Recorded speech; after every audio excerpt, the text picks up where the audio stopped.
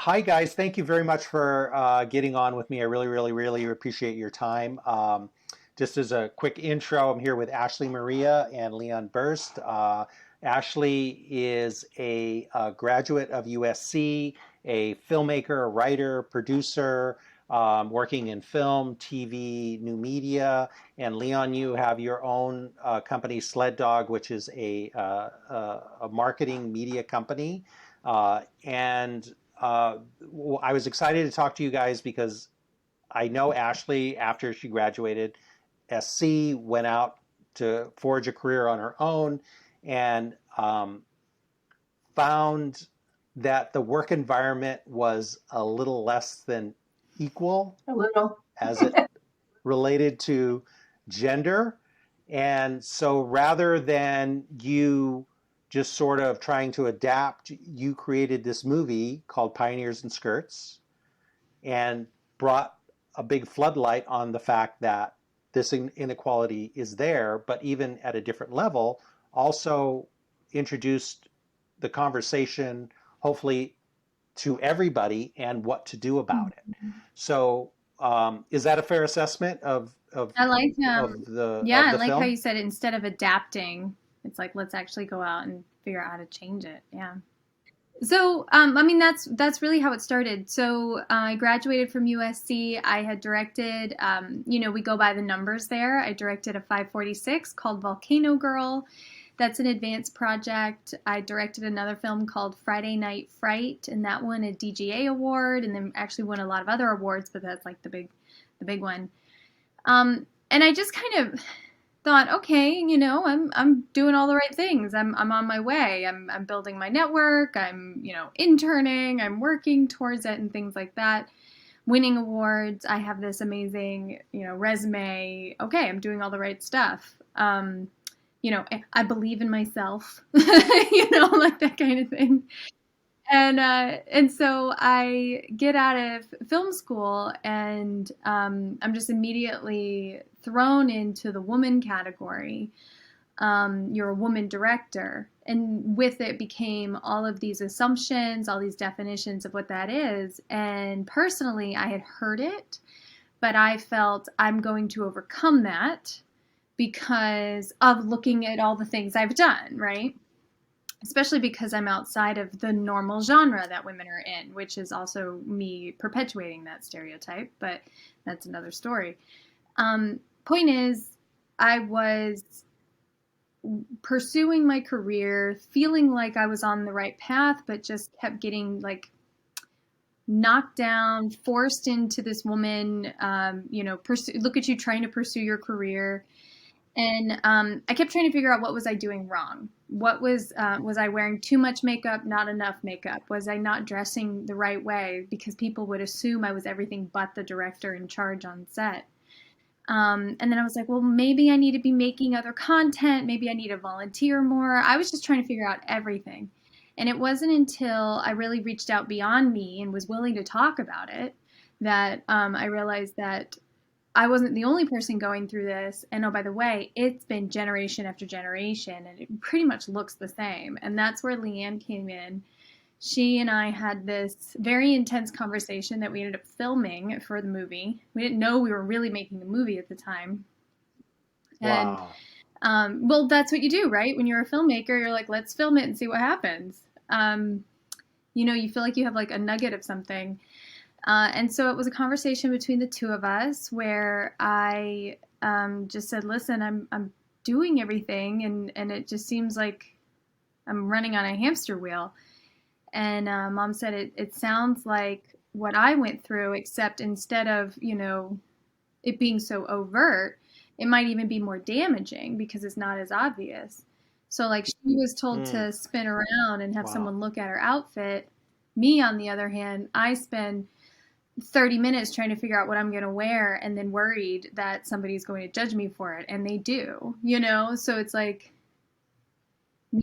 It's a lose-lose. yeah, it's like, you experience the same sexism. It just isn't in your face as much. And then once you start to become aware of it, then you see it everywhere. But I just kept thinking, it's not me. It's not going to happen to me. And that was not true. Wow. And so, Lea-Ann, as the mom, what was that like? Because I mean, this was your daughter coming into this environment that is something that was really familiar to you, probably at a different flavor, but same environment pretty much, right?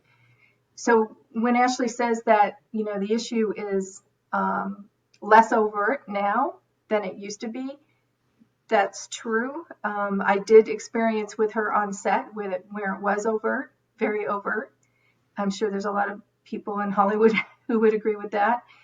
But yeah, so how did I feel? I felt pretty angry. I felt like I didn't raise her the way that I had thought I raised her. I made a mistake somewhere along the way. That's what I was thinking. I mean, yeah, it's that whole Hmm. mentality of what did I do wrong? What am I doing wrong? Yeah, which is very much why we had to make the movie, because I don't know if I'd be back to the person I needed to be if I hadn't done it. Like, because there's so much self blame and burnout that happens so quickly because you're just like, wait a minute. I had no idea, like, this, I had to juggle all this. And I think that was also another internal struggle because, was I just a millennial who couldn't handle anything? That was thrown in my face all the time, too. It was And that thrown in my face too. your Yeah, daughter's just a millennial. she's Like, just a millennial. try again. Yeah. That's a easy response from a lot of people in my age group. I think that because there's a misunderstanding of, how your age group and younger operates and communicates, that there's an opportunity for them to just be dismissive and, make things up. But uh, and what was God, this is so deep. I mean, there's just so many things that must be going Onion. on when you guys were Yes. even, yeah, I mean, even in pre-production, even before you even started to officially shoot the film, I imagine that there was a lot of emotional responses to what you were about to get into. Well, I mean, like I said, it's that internal struggle. Even today, I tell people how I was trying to figure out what I was doing wrong, and they're like, "Why didn't you just believe in yourself?" And I'm like it's still the communication today, and I'm like, "Come on, none of that's yes, believe in yourself, but I just need people to know, like, there is so much systematically wrong that is teaching you not to believe in yourself or teaching you that the only thing that's necessary is to dream big." I'm like, I can dream as big as I want, but if you're not going to give me $1 million to make a movie because you don't trust me to make a movie, that I can't believe myself into $1 million. So I just, but I think, like, we did test screenings and stuff, and so you say, like, it's so easy to quickly come up with the reason or the excuse, if you will, for why someone's going through something.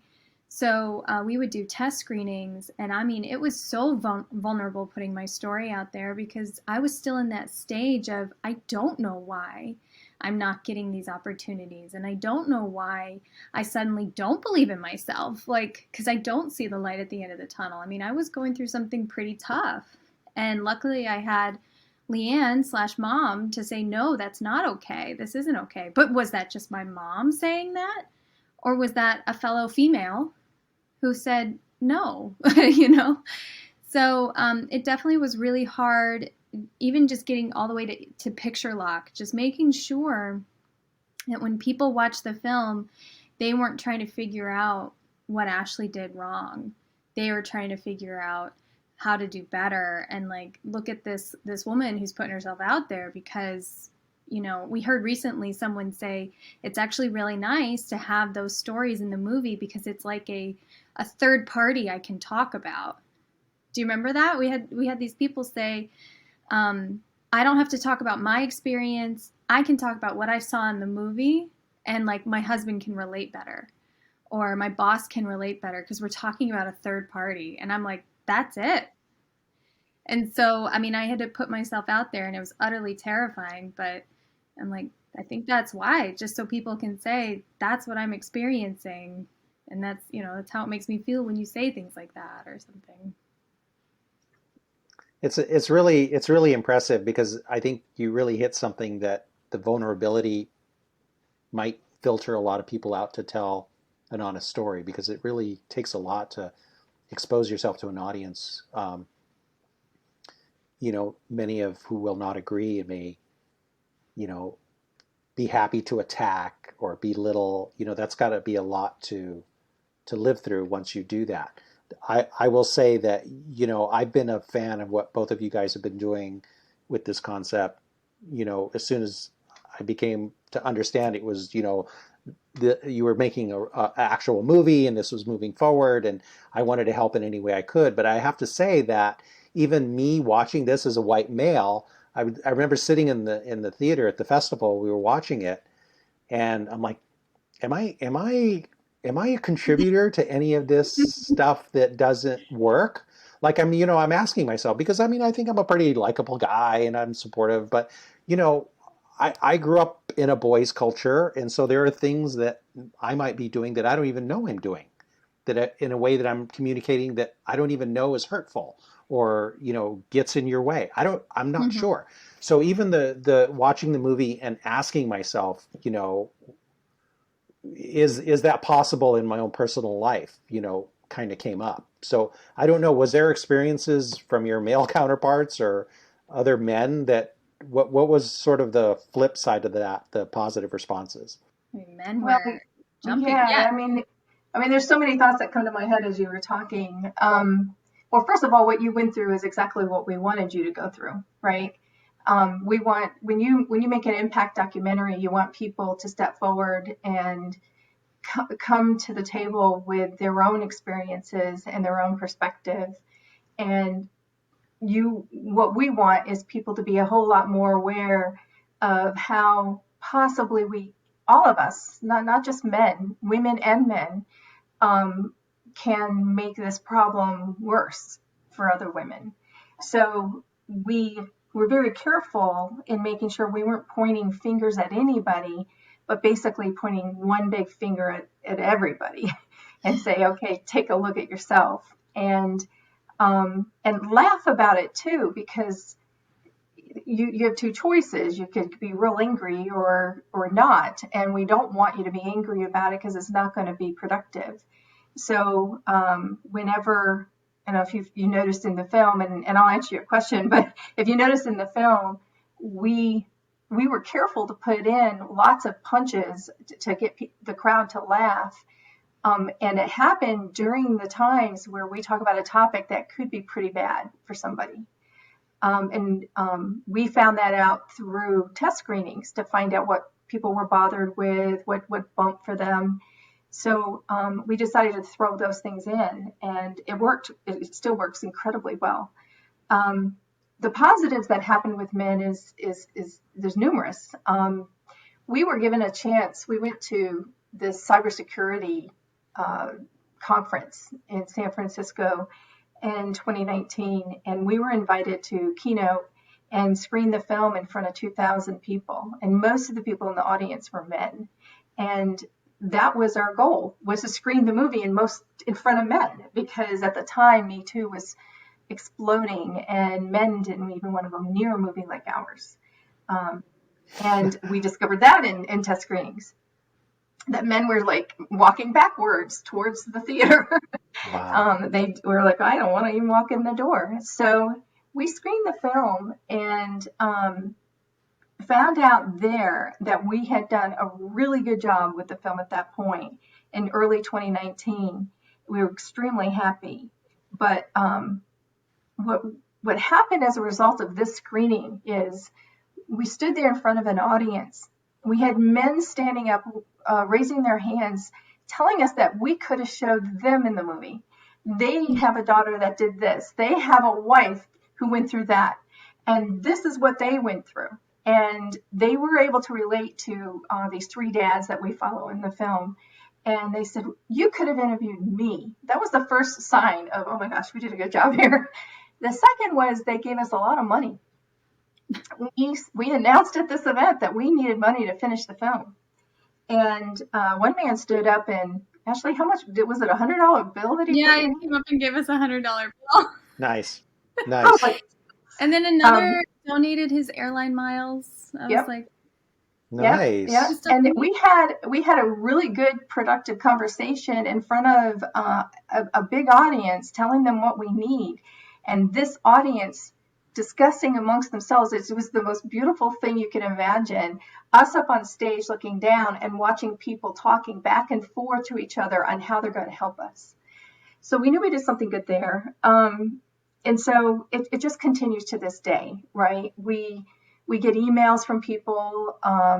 We screened at MIT recently, and a lot of times what happens when people screen the film now that we're in this pandemic, they have to screen it online. And organizations take the movie for 2 to 3 days and open it up for their members, their employees, to watch the film and then talk about it. And quite often it opens it up, then they have some kind of interaction, and then they leave it open. And in this case, the interaction was with Ashley and myself, and we talked to a few of their people, and we answered their questions. And we said, well, you had another 24 hours to watch the film. So apparently, right after that, and we got several emails telling us this happened, a man watched it and walked out of the conversation and into a meeting that he was holding with a large group of people. He canceled the meeting and told them to go watch the movie. And we were so happy about that. And then after that, he sent Ashley an email, didn't he, Ash? Well, tell us about it. You, Ashley. Yeah, I mean, he This was is the mom.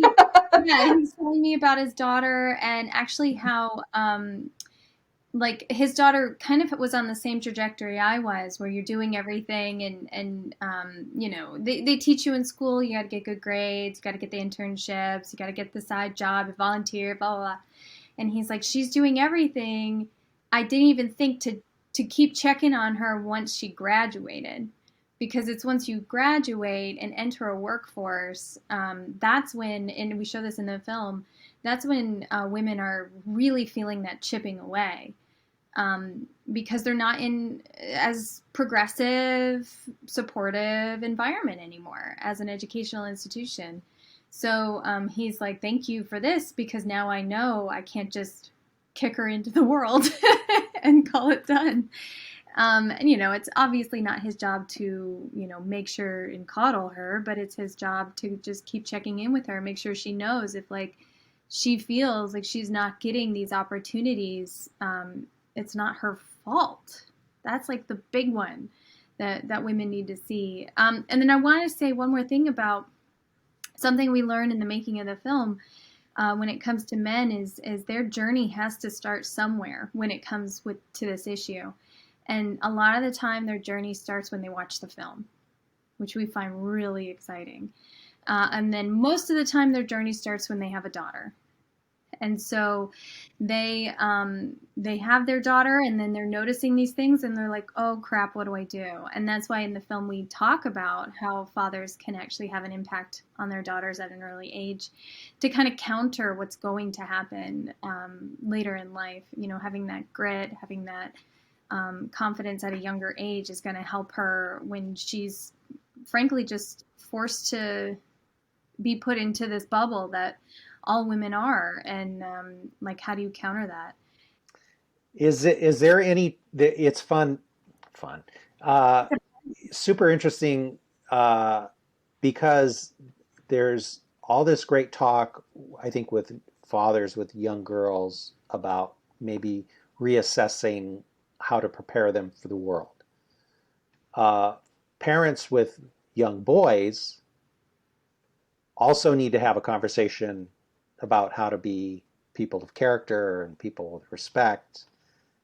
You know, so I would imagine that that's that conversation as well, because it can't just be about girls. Here's how you prepare yourself. Exactly. I mean, we all have to be pioneers, right?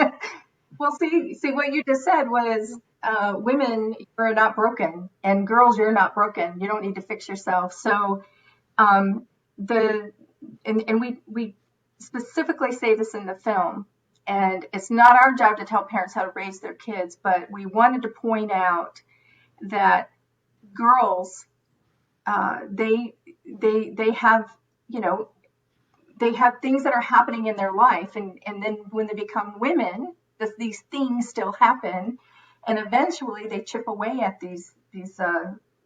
at a person. And in the film, you know, we saw that happening with the three young ladies that we followed for 3 years from middle school into high school. And what we discovered was, if it wasn't for the repetitive things that they did and the support from their parents, especially their dads, that's a real key point that we make, that they would probably not have been successful, not as successful as they are today. You're going to hear these naysayers. You're going to hear, you know, all these people trying to put you into a spot. But now I can confidently go, okay, that has nothing to do with me. That's something on them. So then the conversation became, how do I stop speaking to young girls or young women and try to fix them, and start speaking to the people around them that are causing the problem? Yeah. And that's where the film really took off, I think, because, you know, of course, we all have to have business development. We all want to better ourselves. We all want to change for the better. And then, you know, we all have to forgive ourselves, too, for all of the things that we've said and done in the past that were not progressive, that were not moving in the right direction of, you know, countering bias and stereotypes. And, you know, and then make the decision and do it right the next time, or be willing to have these conversations that are honest. You know, we tell people, always assume good intent. When you approach someone, you know, we have young girls and young women saying, you know, how do I talk to someone if they are basically saying something that I don't find appropriate? So you have to get comfortable having these honest conversations, and then if that person's not hearing you, you have to find someone else in the room who's an ally. And so again, that's another thing we try to say in the film, is like, how do you advocate for yourself? And then, oh, by the way, see how exhausting it is for women to have to constantly advocate for themselves? Yeah. So, Vince, we've been talking, but I'm just saying, we're trying. No. I mean, yeah,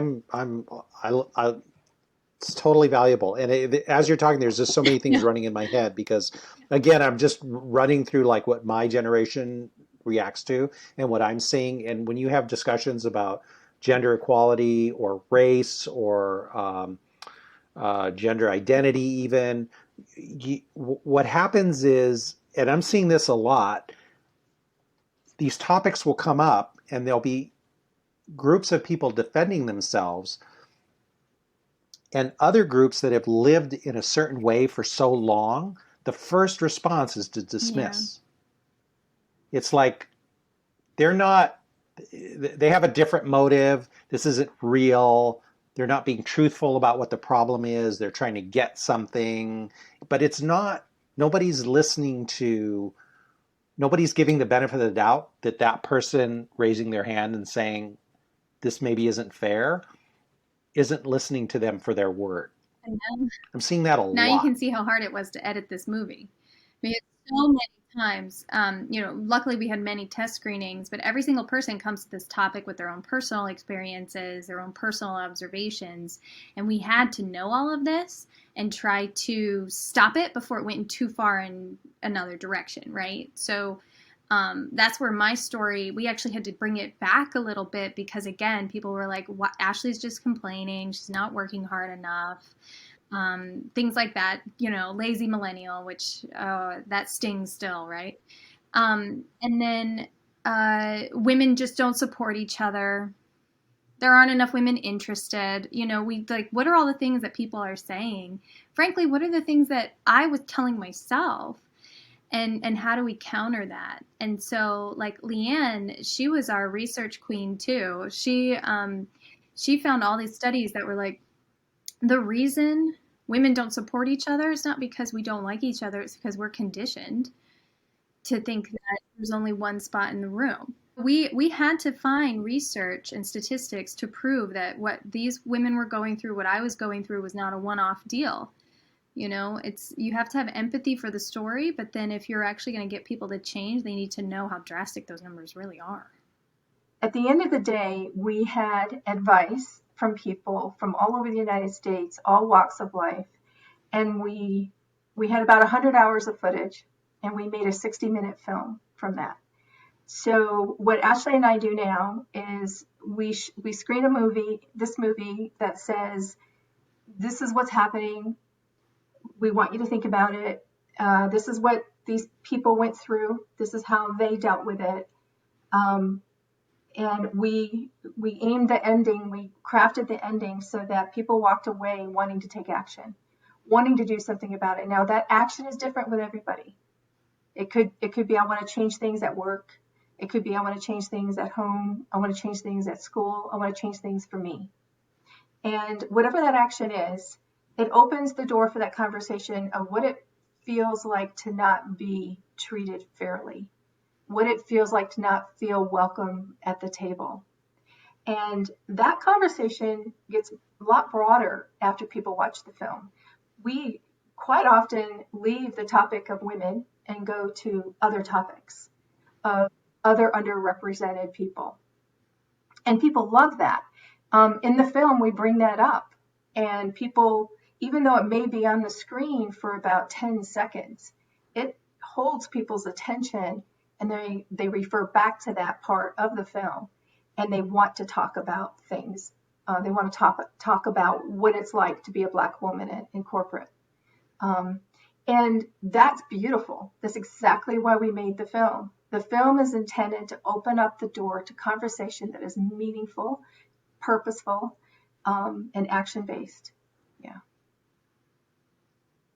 And Lea-Ann, you mentioned the writing. How was your approach to that? Did you guys think about creating a structure and then let it be fluid as the movie was created? Or did you have a North Star that you had to stick to as you made it? Yeah, we didn't stick to anything when we made it. First of all, you go through, this is exactly the way you're supposed to structure a story, right?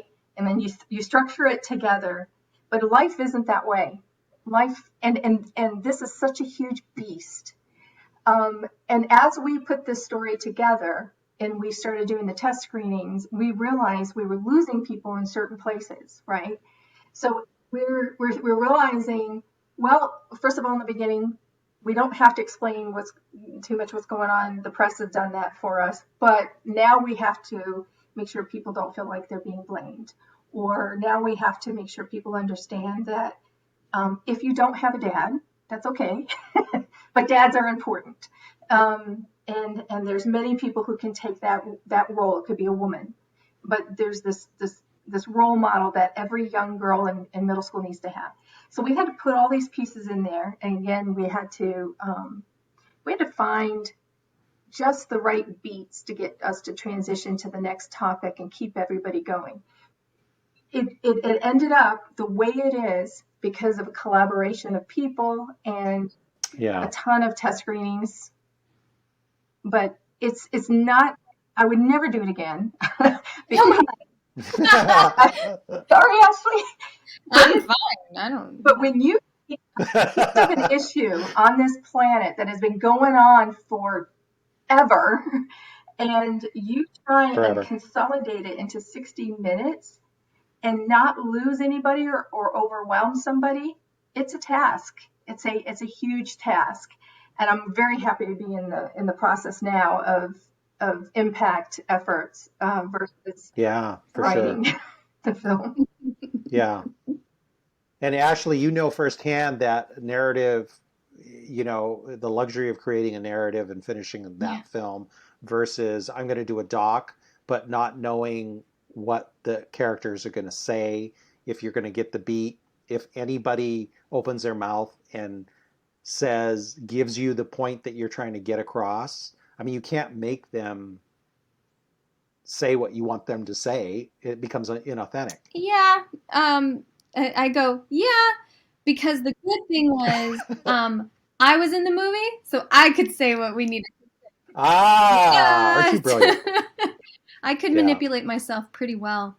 There was a few times Brilliant. we had follow-up interviews where we made sure we got stuff said, and then voiceover. I had plenty of voiceover in the movie, and we did all of our sound at Skywalker, so that was like epic to be able to record voiceover there. I remember our 2016 interview with Norman Lear and Joan Darling. We had already done a Yeah. huge Wow. um, cut of the movie. Lea-Ann was on the other side of the camera, basically going, "Okay, we covered this. Okay, you need to say something like this." And so I felt like a real like investigative journalist. I'm like, "Tell me about why we only have 5% of you know." And I was because we knew we needed that for the cut. We were pretty good. We were pretty good. And the truth That's pretty is good. as I'm sitting there with the checklist of things that we need to talk about, and it's not the answers, it's the topic, Yeah. right? Yes. So because we don't want to be leading. But the beauty of the thing is when I said something to Ashley about, we got to talk about how many directors there are in Hollywood, Norman Lear picked up on that. So as they were on camera talking, he brings it up. And when he brought it up, he actually was bringing up the stats I had in front of me. He had no idea it was in front of me. And I was ecstatic. Oh my gosh, it was incredible. It's in the film. Really. Yeah, it totally. And it's in the film too. I mean, y'all got to watch it. I mean, check the show notes. I mean, the links and everything are going to be there. Everybody should watch it. But talk about vulnerability. His ability to look you guys in the eye and say, "When I walked on set, I made an assessment about you, Yeah. Ashley." I thought that was really kind of pretty brilliant and open of him to even acknowledge that. It was the reason we made the movie. The fact that he said it on camera is the reason women are so far behind in their careers. Not the fact that he said it, but what he said is the reason why women are having such an uphill battle, because they just frankly are not assumed to know what they're doing until they have to prove it. And he literally went through that in 5 minutes. He saw me, assumed things about me, and then the moment I opened my mouth and started talking and directing, he went, "Oh, she does know what she's talking about." What's happening right now, and where are you guys going? What's sort of your fantasy vision for next? This is an impacts documentary. So what we're trying to do is get people to see it. So our number one goal was how can we change the world with this film, right? And today we're doing a couple of things that are kind of cool. We just recently screened the movie at the United Nations. We live screened it on Zoom all over the world. We do this with lots of organizations now where Ashley and I we're in control of the film. We have a Zoom account, we screen the movie, and we chat with people online during the Zoom screening of the film. And it is so much fun talking to people. And then after that, we stick around and we talk to people. And we did that at the UN. We had an expert panel on how do you use a movie like ours to change the trajectory for women around the globe, especially during a time when the pandemic has hit women so hard all over the globe. So that went very well. And we announced a impact relay. It's a global impact movie relay where people can go to our website now, not nonprofits, NGOs, activists can go to our website and apply for a free screening of the film. And what we do is we give ourselves with it. So this whole live screening with Zoom, we host it.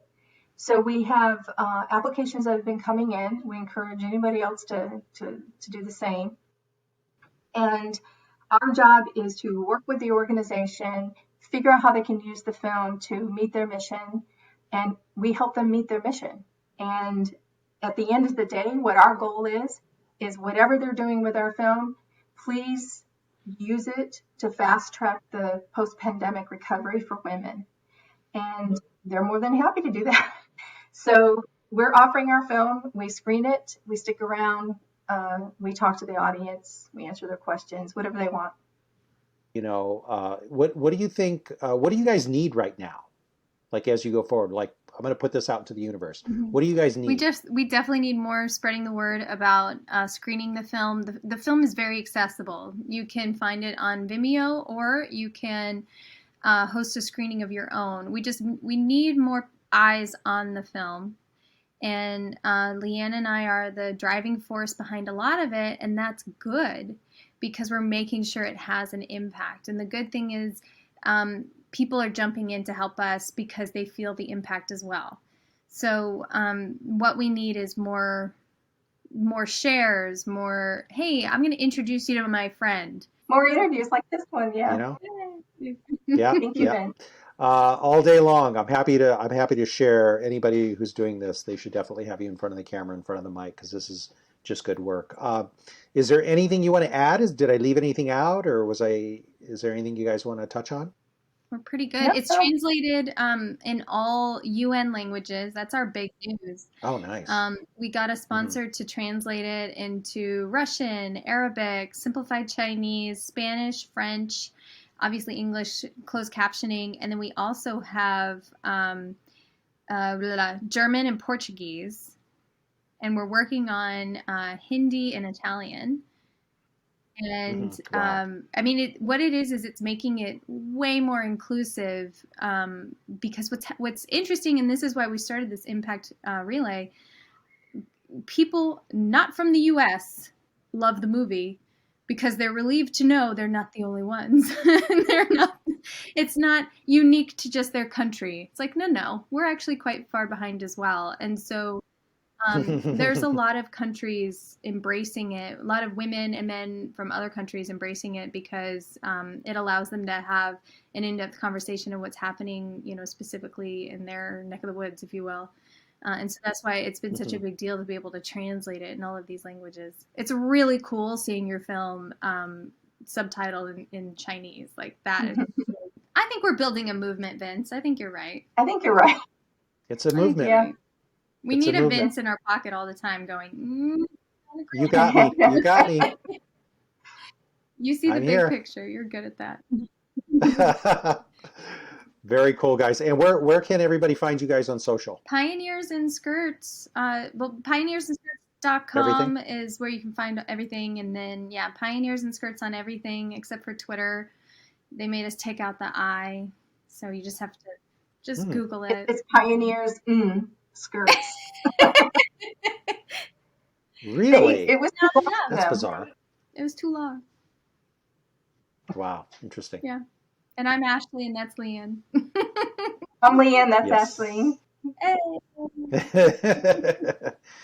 Guys, thank you so much for your time. I've been excited, to talk to you for a while on this platform and sort of help get the word out. And I'm always wishing you guys the best, and I'm looking forward to seeing how it goes and what's next. And so please let me know again if there's anything you need. Please don't hesitate to reach out.